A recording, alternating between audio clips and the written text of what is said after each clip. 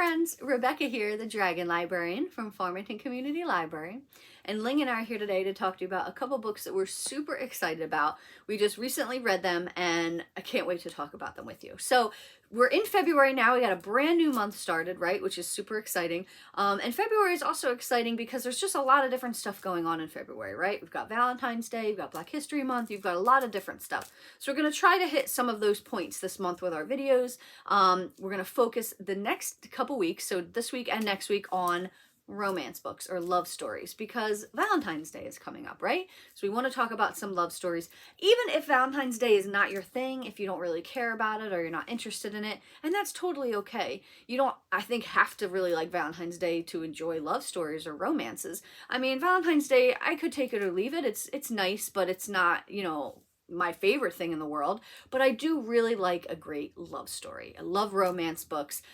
They're not my go-to genre. I don't read them as often as I probably should, but when I do, I just absolutely love them. So the books I want to talk about today are specifically books that I consider to be sweet reads. So this week I'm going to be talking about sweet reads. Next week, I'm going to be talking about spicy reads. So there is a little bit of a distinction there, right? So the sweet reads, now this is a completely objective classification made by me, right? You might have completely different things that you think of when you think of sweet books or spicy books or vice versa. But for me, a sweet book is a story that is completely just focused on the love story itself. Whether or not there is any intimate or sex scenes in it, is not as important as the actual story itself. But they generally, if they do have those types of scenes, they're not frequent. Maybe one or two. But the main objective of the story is to tell the actual love story, right, of the characters. So those are the types of books we're going to be talking about today. And we're going to save the spicy books for next week, right? So the two books that I want to talk about today are books that I've just recently read that I completely fell head over heels for. The first one is called Love in the Time of Serial Killers. And this is by Alicia Thompson. Love in the Time of Serial Killers. And here on this little blurb it says, can true love survive her true crime obsession? Yes, this is about a young woman who is obsessed with true crime. So Phoebe is her name. She is actually, in her graduate studies, she is going for a PhD, and she is obsessed with true crime. That is what she's writing her dissertation on. It's what she's been obsessed with for most of her life. Her parents got divorced when she was young, and now she's not really close with her brother because she ended up going with her mom, and the brother ended up staying with the dad. Well, now the dad has died. The dad has died, and she has to now travel to Florida to clean out his house with the help of her brother, who she's not particularly close with. Now, her brother is completely the opposite of her. He is very outgoing. He is very, like, friendly. He's like basically a big golden retriever in human form. And she is just absolutely not. Phoebe is not like that at all. She's very closed off. She's an introvert. She doesn't really like talking to people. Because she's so obsessed with true crime, she's always seeing it everywhere. For example, the first night she's there, when she's trying to unload her car, the next door neighbor, who she doesn't know is the next door neighbor, is suddenly there, and she immediately thinks he's there to kill her. So there's a lot of that going on too. So she ends up befriending this neighbor, Sam, and he starts to help her with various things, and they get really close, and she has never really had a relationship before that she felt secure enough in or happy enough in to really like let down her walls. And she's also, so she's dealing with this relationship, this new relationship thing that she's starting to grow with Sam, but she's also dealing with the fact that her dad died, and she's trying to build this relationship with her brother.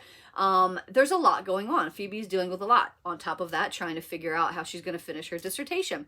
So there's a lot going on here. I loved the true crime aspect of it. It was so hilarious how obsessed with it she was. I don't think you necessarily have to be a fan of true crime to get any of her references. You don't. I mean, I'm not, I wouldn't say I'm a fan of it, but I know some stuff about it, not all of it, obviously. And I got all the references. They're fantastic. So what is there to love about this book? What makes it different from other books? Well, first of all, it was hilarious. I was not expecting it to be. And maybe I should have, because the title is really fun. But this book cracked me up. I laughed out loud a bunch of times when I was reading this book. It was super funny. I thought it was just absolutely hilarious. I loved Phoebe's interaction, not only with Sam and her brother, but basically everybody, right? With everybody she comes into contact with, she cracked me up so much. Just because of how introverted she was and how closed off she was, and watching her really try to like come out of her shell was amazing to see. And I did also like the romance. I thought the romance was really good. That Sam is a music teacher who lives next door that she befriends and then begins to fall for. He is just this sweet, shy, caring guy. So adorable. I love both of them together. This story was just great. There were a couple, I think it was 2, spicy scenes in it, but they're not super long and they're not super detailed, so I would firmly put this in the sweet category rather than the spicy category. I just thought it was great. If you're looking for a really good love story that has a lot of character development, a lot of stuff that has to do with family and stuff like that, highly recommend this one. Love in the Time of Serial Killers. And that title is just fantastic anyway, right? Okay. So the next one I want to talk about is actually called Lunar Love. And this is by Lauren Kuhn Jessen. Lunar Love. Now this is a really cool book to read, even just because of the fact that I think we just ended Chinese, or Lunar New Year just ended recently, right? So we just got through the lunar year, the new lunar year, the year of the rabbit we're in now, right? So this is a story about zodiac matchmaking, which is not a thing I ever heard of before or knew about, but apparently it's a thing, and it was very interesting to me. So this is the main character of this. Her name is Olivia, and she works with her grandmother, her Popo, who has started this company that's been going for 50 years now, which is zodiac matchmaking, where it's basically like, you know, you go to these people if you want to try to find a good like romantic match for yourself, and they do this by matching people with their zodiac animals, right? So if you are say the year of the tiger, they will match you with a year of the horse maybe, or you know, something like that. So she's getting ready, her Popo is getting ready to retire, and Olivia is getting ready to take over for her. So this is a big responsibility that she's really excited for. She works for this company, she's always loved it. But despite that, she doesn't really believe in love for herself. And the reason for that is because she's had a couple bad relationships in the past, and she just doesn't think she has time for this, right? She's too busy. She just wants to focus on this really great family business that she's helping to run. So then she comes across this young man named Bennett, who is the city's most eligible bachelor. Well, Bennett is starting this new app, which is called like Zodiac Cupid, which is basically very similar to Olivia's family business, where it's zodiac matching. However, it's done through an app. So think of like, you know, Match.com or Tinder or something like that, but because of zodiac signs. So Olivia is outraged. She is furious at this because she knows that, you know, you can't do this with a simple little app and algorithms. You have to have real people involved. You have to have people sitting down with you and really talking it out and figuring out things for you. You can't just do it by swiping right. So she goes head to head with Bennett on this and is trying to sabotage his app. And basically they come up with this agreement where they will try to match each other using their designated business. So Olivia is going to try to match Bennett with his perfect match through her company, and Bennett is going to try to match Olivia with her perfect match through his new app, and whoever makes them fall in love first wins. So Olivia is completely confident that she is going to win this. She knows that she will.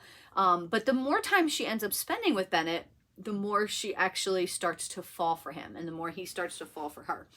This story is so cute.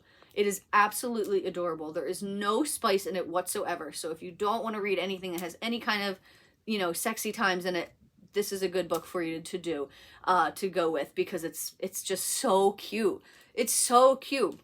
I loved Olivia and how, you know, she was so just dedicated to her family and this business and what she believed in, and watching her take on Bennett was just absolutely amazing. And he was a really sweet guy despite a lot of stuff. I loved watching this romance unfold. It was a really cute story. If you're looking for just a perfect different sort of story that's a love romance, you know, connection, oh, you have to try this one. It's really, really good. Lunar Love.